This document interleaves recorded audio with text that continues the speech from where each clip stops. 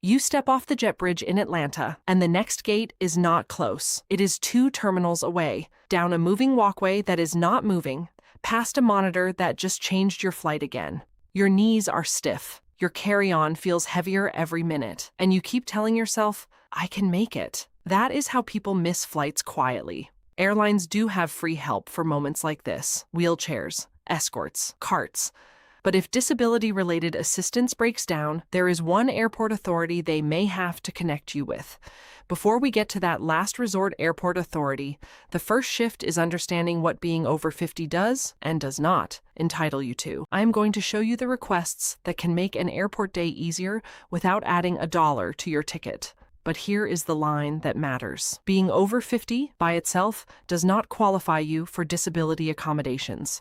And no one should stretch the truth about a medical, mobility, sensory, or cognitive need just to get through the airport faster. That is not what this is. This is about using real services honestly. Some are protected disability assistance on flights to, from, or within the United States. Others are simple courtesies that depend on the airline, the airport, the staff, and what is available that day. The trick is asking clearly, early, and for the right reason. And the first free service is the one many travelers wait too long to ask for. Ask for wheelchair assistance before the airport becomes a marathon. If you have a mobility limitation or disability-related need, the airline can arrange help from the curb or check-in, through security, to the gate, between gates, and sometimes to baggage claim, depending on the airport. Do not wait until you are exhausted at Terminal 2.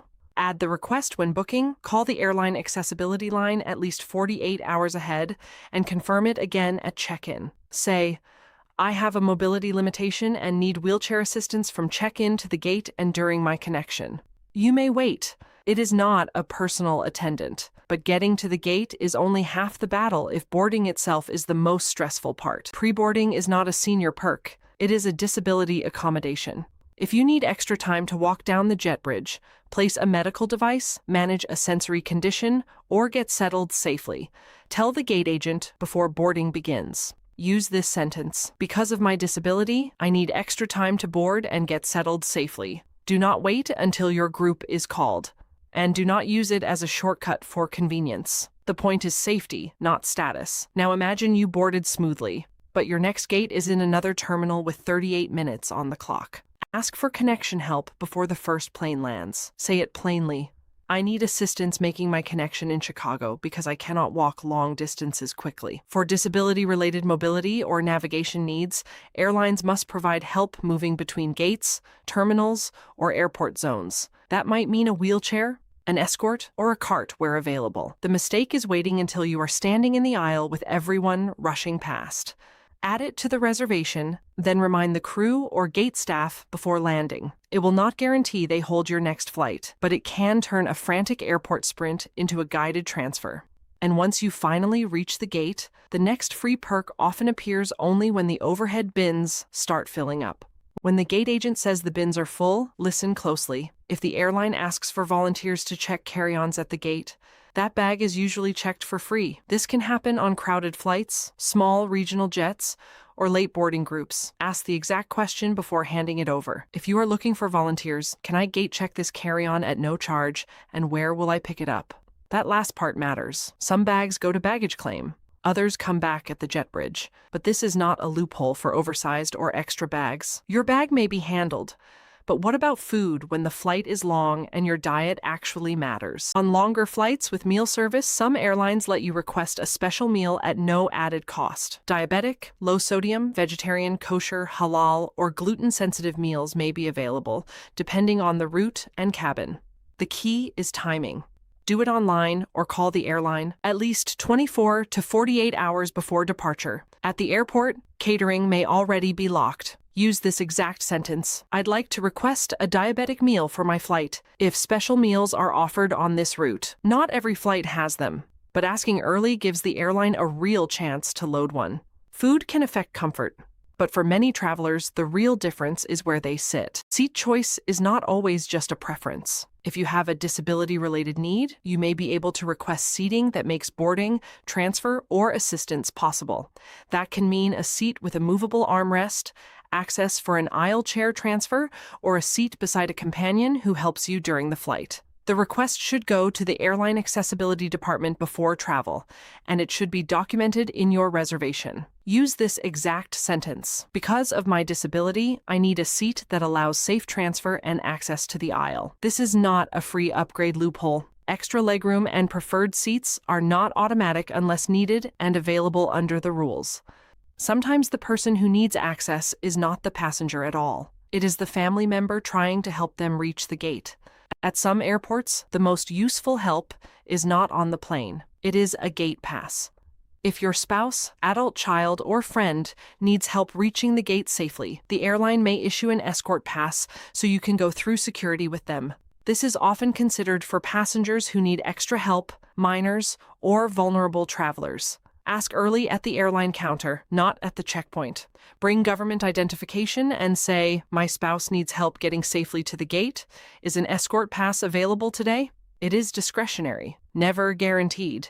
But what happens when the trip falls apart after you have done everything right? And the delay is the airline's fault. Do not just sit by the window watching the departure board turn red.